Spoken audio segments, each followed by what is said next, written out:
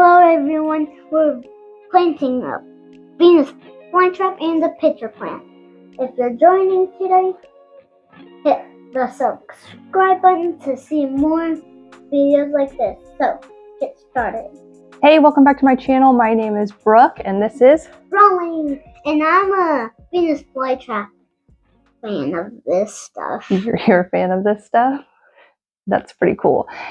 Today we are going to be repotting our carnivorous plants here. We have which one do we have? Venus flytrap is what we're gonna plant. And then what's this one? A pitcher plant. Let's talk about a little bit what the carnivorous plants are. Okay, talk about the carnivorous. What about the Venus flytrap? Do you know? They're very cool. They're very awesome. They're very convenient, and I trap the fly, but it's very awesome. That all about it is gonna be revealed and very cool, and all about it is gonna get started. So let's plot this guy. So this is the Venus flytrap. So there are many types of carnivorous plants. You have the flytraps, the Venus flytraps. You have the pitcher plants that look like this, which ignore this because I've not been taking good care of it. It sat under a grow light and it did not like that. So anyways, this guy is the pitcher plant. You have other pitcher plants that actually cascade over the side and have like legit pitchers. And then you have sundews, which I personally really love and think if you can find one of those, that is like the best carnivorous plant to have. And pings or butterworts, which are also carnivorous plants that I used to own and think that they're awesome. And if again you find those, buy them, because those two specifically, I had multiples of. I had two of the butterworts, also called pingleras. I don't know. I call them pings, but I had two of those. They look like little succulents, and then three of the sundews. And the sundews were recommended to me by a actual outdoor nursery. I need you to get this net off this carnivorous. They actually were recommended to me by a outdoor specialist that they did the most or worked the best with fungus gnats specifically. And so I had three of those and I really loved them. They worked very well. Now these are not going to eradicate your entire fungus gnat issue. If you are having a massive issue, bug issue, you're going to need to actually, stop overwatering, number one. Number two, you're going to have to kill the larva that is in the soil and do something about that. These are just going to help alleviate some of the ones flying around, if anything, honestly. So like I said, the sundews I had and the pings I also had, they worked great. You could visibly see them catching the gnats. And it wasn't like I had a huge infestation by any means, but it was like they were really drawn to those. This guy I've had for a while, and I see one or two on it randomly, but nothing about mine now? One second. Nothing major I've seen. And again, I don't have a huge fungus gnat issue. These are more just because they're cool looking and fun. But I really wanted the sundews and the pings. I just can't find them anywhere in my area. And online, it's a 50-50. I can find places that sell them, but it's a 50-50 on the reviews of them actually shipping, because these are actually very easy to kill plants because they are very sensitive. Did you know that? These are very sensitive. They require to be watered constantly, so they need to live in constant water. And you cannot use any other water besides filtered water. If you go and use your hard cap water, it could kill them because there are just so many other chemicals and things in that water that they do not like. So they are very sensitive plants. I learned that from my pings as well. One of my pings was doing really great. I had it in a southwest facing window. No, a west-facing window.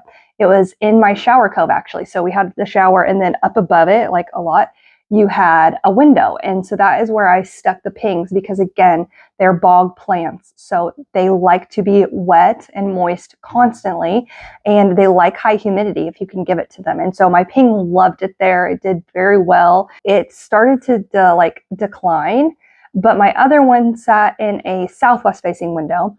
And it sat on our kitchen table and it was doing just fine. It loved its life there. So they do like a lot of light. If you have one of these, they do require a good amount of light consistently. And yeah, just the consistent watering. So that one in my shower cove started to decline probably about a year later. The other one did just fine. And then my sundews, never had an issue with any of them. They were like, you know, growing constantly and really well. I actually had one of my sundews sitting in my Ficus lyrata because at one point my husband overwatered it. He thought it needed water. I hope you can hear me. And it didn't. And it got a huge like fungus gnat infestation. I have never seen something this bad before. And so I placed one by it. That guy was working overtime. It was constantly getting gnats. At the end of the day though, again, I had to completely repot that plant and take the soil out and kill that larva and then pot it in new soil. But he did really well. It like seriously got so many gnats. It was disgusting and disturbing, but it did really, really well in that kind of environment. So that again was in a southwest facing window. So all of these that I've had, I've always had them in a southwest facing window. This is actually a southwest facing window as well, where I have finally moved this guy. So it sits right up here. I did have it under my Barina grow light and it just started declining really badly, as you can see here. And so I removed it. And now those ones that were badly damaged have died. So I need to remove those. But at one point it was reproducing and it's still reproducing. I can see 2 new shoots down below. No, 3. So I can see 3 new pictures coming up. So I hope that this guy like makes a comeback. But yes, I just found that it was too much for it sitting under the grow light. And so I did move it to that top shelf and now it's reproducing and doing okay. Again, I just need to remove that dead growth. So if you do get these, again, these Venus flytraps, you can see them in big box stores and they're fun to have around because, you know, as you heard, he enjoys them and they're fun to look at and see, but they do require a bit more care than I think people realize. So when you get them, they're all going to be in the sphagnum moss or a peat moss.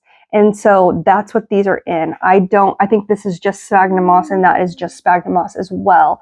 So when I had my pings and my sundews, I actually did keep them in sphagnum moss and I kept a bowl of water underneath of them where I would just fill up that little reservoir with filtered water whenever I saw it reaching the bottom.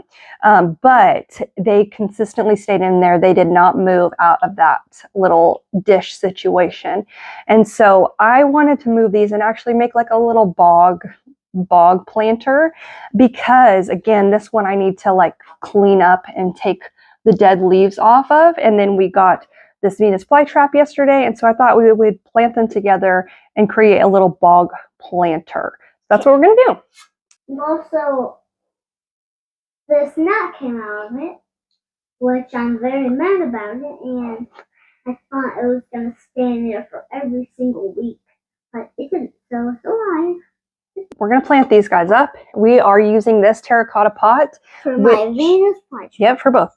Which I am hoping, because normally I plant in plastic pots and typically, you know, you would see ceramic planters with these in them, but I don't want them to stay all like wet all the time and just have so much moisture because I am going to be planting these in peat moss, sand mix, and perlite mix. And actually I think I have a little bit of vermiculite. So, but it's peat moss heavy. So that means that it's going to retain a lot of water. So putting it in this terracotta pot is kind of going to combat it being like so stagnant.